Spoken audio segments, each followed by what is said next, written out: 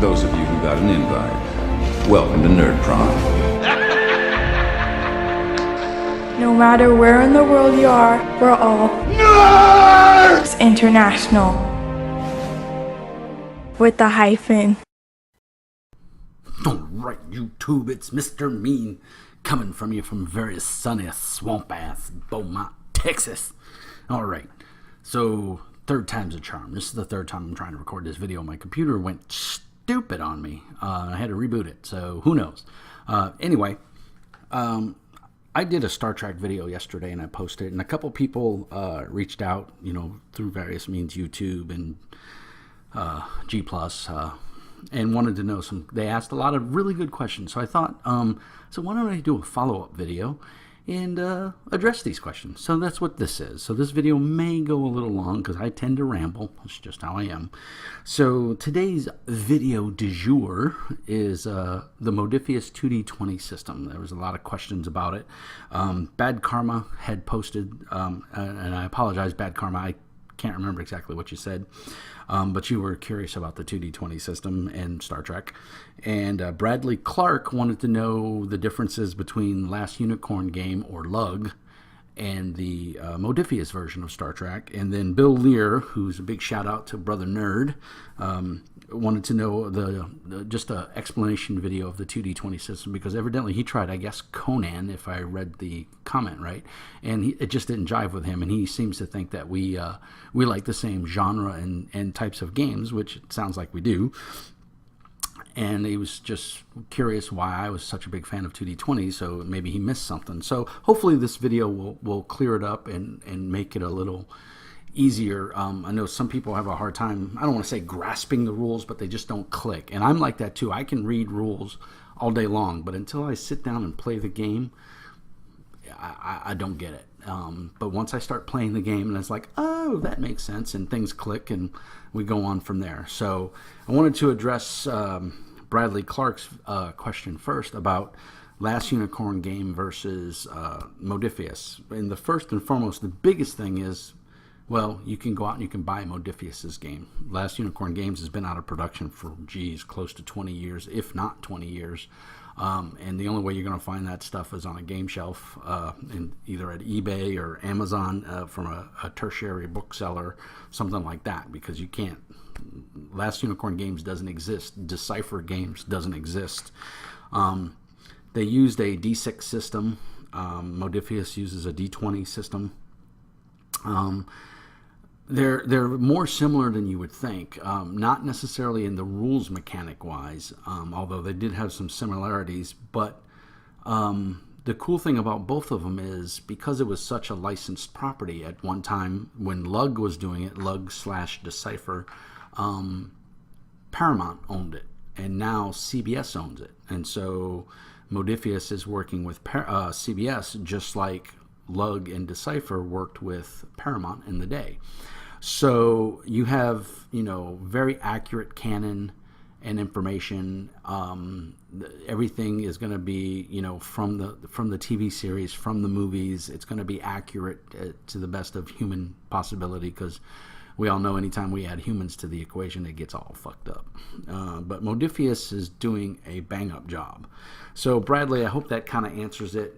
As far as, I don't remember the mechanics for LUG. It's been so long. The one big thing that always stood out in my mind that I thought was funny is Decipher was doing, Star Trek, and they were also doing Lord of the Rings. And so what was neat is you could have Gandalf fight Spock, and the rules would work. It was the same game. So it was the same mechanics, same task resolution and everything. So it's kind of funny, to think that you could have the Enterprise fighting, a Balrog, and it would work. So that hopefully clears it up for you and makes a little more sense. And like I say, go back and watch my Last Unicorn Games video of Star Trek. It's one of my earlier videos. I haven't even watched it in ages. I should probably go back and watch it myself. And then Bill Lear, my fellow Nerds International brother, the 2D20 system. That's what this video is going to try to accomplish and answer. So I made a little cheat sheet here with a bunch of information on it. The three games that we're gonna talk about that are currently using the 2D20 system is, of course, my beloved Mutant Chronicles. Put that down gently. Conan, An Age Undreamt Of. This is another great one. And then, of course, Star Trek, which you guys saw yesterday in my video du jour. So the first thing that you're, as a GM of the 2D20 system, you're going to need, no matter what genre you're running in, is the GM needs a couple things. And you don't have to buy these from Modiphius. You can do like I've done. You can buy some of it, whatever, however it works. But there's some things you gotta have. First thing is Modiphius makes for each game line. They make a proprietary D20. So for the GM for Mutant Chronicles, it's a Dark Symmetry die, and you can see there's the Dark Symmetry icon on that die. This is just a standard D20. I got 2 of them, and then they have their Dark Symmetry dice, which are basically, these are your combat dice, and that is the Dark Symmetry icon right there. And you'll notice there's a 4, but then there's pips, and then there's a single pip, there's 2 pips, then we got the number 4, Dark Symmetry icon, number 3. So these dice, you could use a normal D6, but in the various games, the damage dice work slightly different, but yet the same. In Mutant Chronicles, you roll this, and if you roll a 1 or a 2, that's the number of points of damage you've done. If you roll a Dark Symmetry icon, you invoke whatever the power of that weapon is. And a lot of times it'll be an extra point of damage, or depending on the gun, it can be double damage, it can be piercing damage, it can be vicious damage. And a lot of these terms carry over to each game. And they usually mean the same thing for the most part. But if you roll a 3, 4, or 5, they don't do anything. They're just blanks. So what will happen is a weapon code will have like 1, I call it a T, but that's the Dark Symmetry symbol. So it'll say 1 plus T4. So what that means is you've got 1 point of damage to start with, and then you roll 4 of these dice, and if they roll a 1 or a 2, which is respective of their points, so if you roll a 1, that's 1 point. If you roll 2, that's 2 points. And then if you roll a Dark Symmetry icon, then that invokes a special ability of your weapon and or equates to extra damage depending on what the weapon does. Sometimes it won't do anything. There are certain weapons that don't have any special effects, so it's just in that case you rolled a 3, 4, 5, or 6 and you got nothing. But if you roll all 4 dice in said example and they all come up as 2s, then you've just done 9 points of damage, because remember, the weapon did 1 point of damage on its own. You automatically get that, and then if all 4 of your D6s came up 2s, each die would count as 2 points of damage. But say the weapon had piercing on it, and so out of your 4 dice, you got all 2s, except for the 4th die, it came up as this symbol. And let's just say it had piercing 2. Well, what piercing 2 means is it means you negate 2 points of armor. So if the target you were shooting had 2 points of armor, it would now have 0 points of armor, and you would have done 6, 7 points of damage. Because remember, each pip counts as a single point of damage. So if the die has 2 pips on it, that's 2 points of damage. So that's the 2 main things you need. And they make a dice set for Conan, and they make a dice set for Star Trek. The cool thing about Star Trek is they make them in the command colors. So, the GM has his set of dice, and he can roll the gold dice for, the command, and then the engineering guy can roll the engineering color, and security can roll the red color, whatever. You get the gist of it. The other thing you'll need as a GM is you'll need momentum and threat. And in all 3 games, Star Trek's the only one that calls them something different, but Conan has one that they call slightly different, but they all mean the same thing for the most part. So for my Mutant Chronicles game, you need threat tokens, and then you need momentum. Well, momentum can be quantified as just a D6, because you can never have more than 6 points of momentum. So I usually have every other player have a different, like maybe a larger D6, and they set it in front of them, and then we keep one in the middle of the table, because what happens, and we'll go into it in a little more detail, is when you make rolls, if if you get extra successes, you can turn those into momentum, and you can either use them currently in your current role, or you can put them into the general pool if it's like a combat situation. But the GM needs a token that is, you got to have something. You can use dice, you could use hairpins, I mean, God, you could use whatever you want. I was lucky enough to live by a Michael's here in Beaumont, and Halloween last year when I got my copy of Mutant Chronicles, they had necklaces that had these skulls on them. You can see there's a hole in it, goes through the skull and to the bottom, but they're called dark symmetry points. And if you look at the iconography of Mutant Chronicles, the Dark Legion, which are the bad guys, there's a lot of skulls based in it. So I thought these were perfect. It came in a little cheap necklace that had little crossbones, so it was a skull and crossbones. And I just cut it and I stole these out of it. So you need these. These are great. We're going to go into more detail about these in a couple minutes. But that's the basic stuff that for any 2D20 game as a GM, you need those things. And like I said, in Star Trek, it'll be red alert counters. As you can see, I showed these last night. And the players, for their momentum, will have the Federation symbol, which there's one right there, which you can see. So anyway, that's just that in a nutshell. So let's get on with it. So the 2D20 system used by Modiphius Games uses two die 20s for basic test. The GM sets a difficulty of D1 through D5, D equals difficulty, or higher, e.g. D2, D3, and so on. So a D equals difficulty, and then the number is how many successes you need on a die roll. Players roll 2d20 and try to get a number of successes equal to the difficulty set by the GM. Now, the player has a few options to increase his die pool, and while the mechanics are all the same, each game calls it a different name, and may have a slightly different application of its use, which I will try to go over. So in Mutant Chronicles 3rd Edition, which is the first Modiphius game to use the 2d20 system, players have several options in order to meet a higher difficulty. Because remember, if you're making a test and the GM calls for a D3 or a D4, that's pretty hard to get because you're only rolling 2d20. But there is a way. Players start off with a currency called Chronicle Points. And these Chronicle Points are used by the hero to buy extra successes. So I set the difficulty at a D3, and Bill Lear is trying to shoot a monster, and he has a firearms of, let's say, 12. And he has a focus, which we'll go over in a little bit, of 2. Which means when he rolls his 2d20, if he rolls a 1 or a 2 on those d20s, they count as a critical success. And a critical success counts as an extra success. So just like when you normally roll a 1d20 and you roll a 1, that's a critical success in most games. In games that use low numbers. In games that use high numbers, it would be a 20. We'll go over that in a bit. But in Modiphius' 2d20 system, you want to roll low. Low is good, high is bad. A 1 is a success, 20 is a failure. So in our Bill Lear's case, he's got to shoot the monster that's bearing down on him, and he's got 2d20, but I've set the difficulty at a d3 because I'm a jerk, and I want the monster to eat Bill because, well, I'm Mr. Mean for a reason.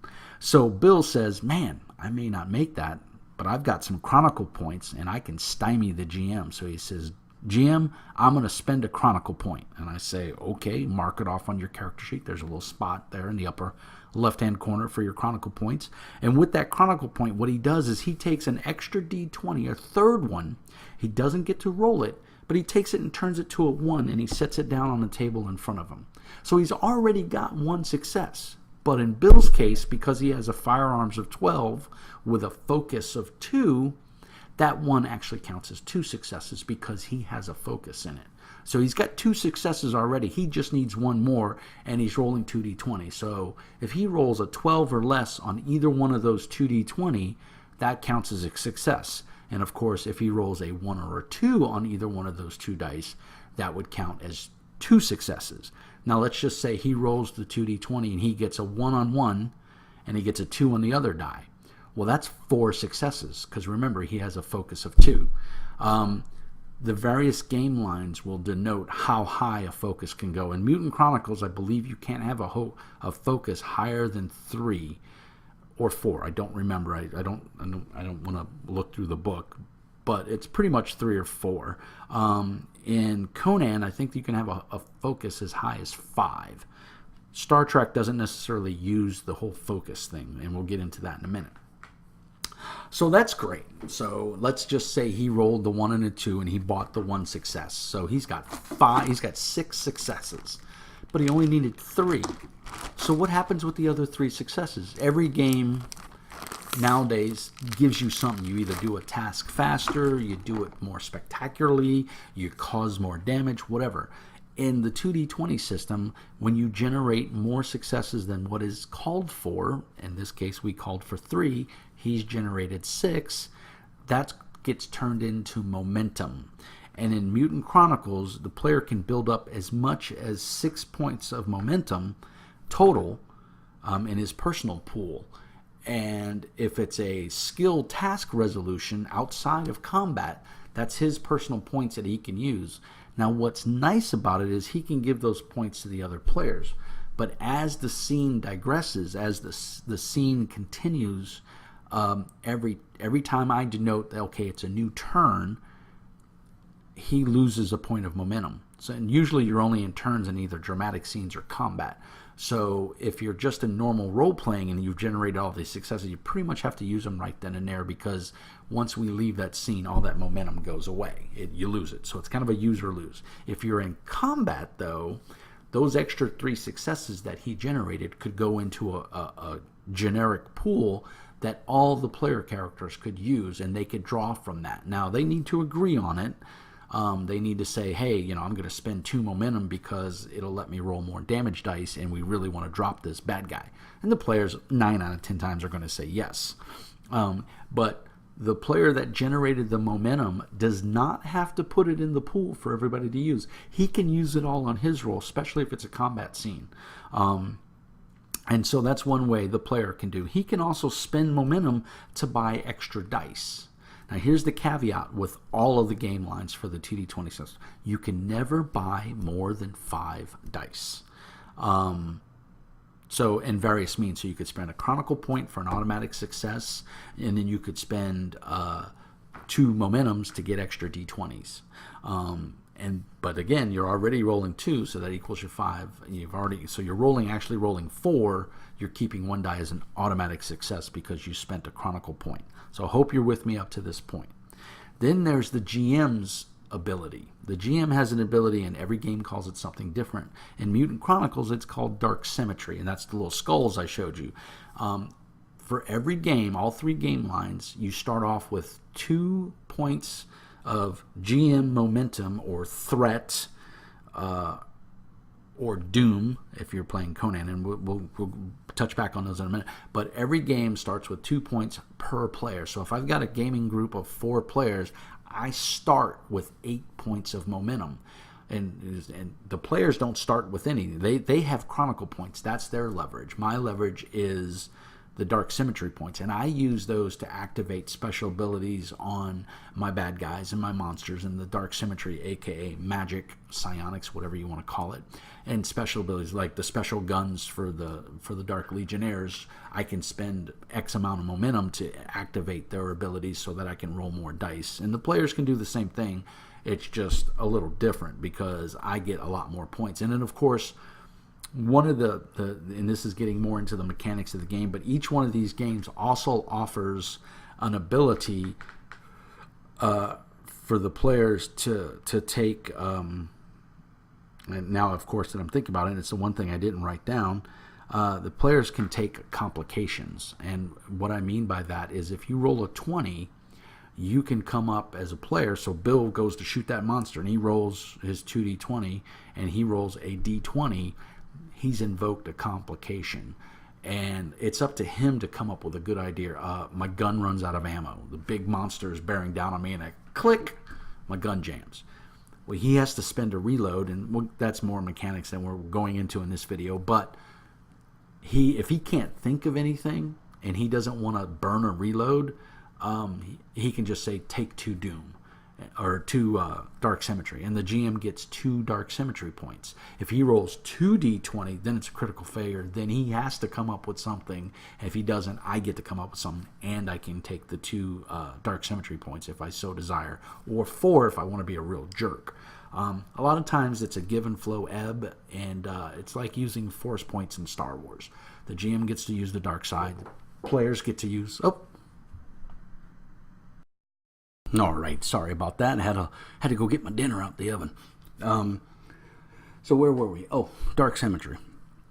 So we spend the dark symmetry, and we get to invoke the GM powers and the monster powers that we want to do to hose the players. So again, in Mutant Chronicles, the players have Chronicle points, momentum, and I have dark symmetry. So that's pretty much Mutant Chronicles.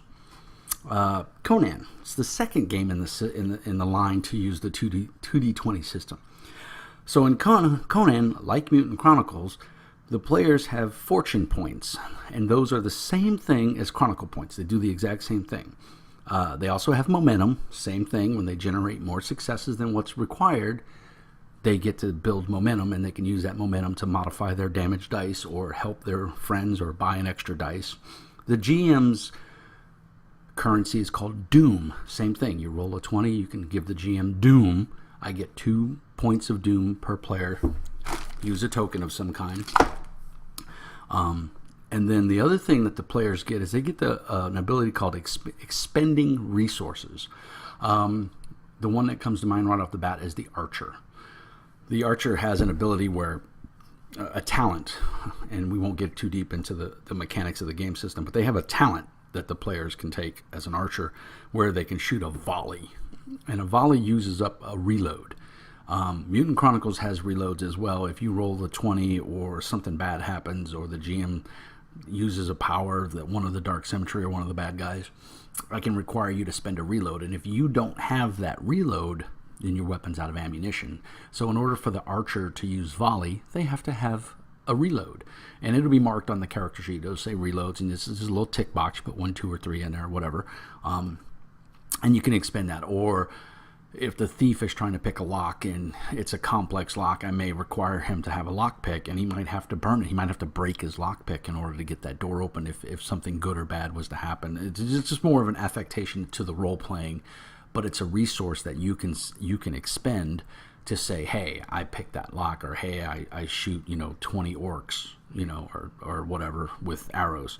Then we get to the one game system, Star Trek, which is different. It's still a 2d20 system. The mechanics work very similar, but they call things a little bit differently. So Star Trek still has momentum. Players generate momentum when they generate extra successes, and they still can do everything that the players can. There's threat. The GM gets threat, which you saw the red alert tokens. That's my threat. I get 2 per player. But the players have things called values and abilities. Now, values are very similar to aspects in Fate. I'm the captain of the ship. I care about my crew. So he's never going to do something that jeopardizes the lives of his crew if he can avoid it. So it's a role-playing thing, but it also gives you points that if they come into play, you can generate determination. Because, in every Star Trek episode, there's always that moment where something's, Scotty can't get the transporter working, and he digs down deep and he starts, adjusting the dilithium crystals, and boom, he hits it with a wrench, and, he's sweating and he's busted his knuckles up, but he manages to get it working right at the last minute so that he can transport Kirk out of there, and Spock and McCoy. That's determination, and you spend that determination like you would spend Chronicle points. Then Star Trek characters have abilities, which they get when they're creating their characters, and abilities allow them to activate certain perks and or bonuses. So it's a bonus you get. You could be a really good shot, or you could be a smooth negotiator, and so you'll get a bonus die, or you'll generate an extra point of momentum automatically that you can use for that scene. And so Star Trek does it a little differently. It's still the same thing as the other two games. They just call it different things and they invoke it in a different way. They're going more heavy for the role-playing theme of the game as opposed to like the other two games, which are pretty heavy combat. I mean, you can tell a lot of story and you can make, moral choices and everything. But the games, they revolve around some sort of conflict. Star Trek goes more for the social conflict and the mental conflict, not necessarily physical damage conflict. And these same rules and mechanics work very well for space combat. So, whether they're fighting a space monster or another ship, it's still the same thing. And the players would have their abilities and their values that they could invoke to use in the middle of that combat. So that's kind of where we're going with that. I hope it makes sense. If you guys have any questions or comments or whatever, constructive criticisms, feel free to leave them down in a note. I'm going to merge these two videos. I had to cut it real short because my dinner was burning. I can't burn my biscuits. And I had to get my grub on because I'm starving all of a sudden. I don't know why. I wasn't hungry up until the moment I smelled that food. Now my belly button's touching my backbone. You know how that goes. So anyway, I hope that helps. I hope that answers some questions. If you guys have more questions, leave them in the comments. As always, hit that like button or hit that bell up there, and you'll get notified when I post new videos. Like and subscribe. As always, peace and hair grease. And remember, be nice.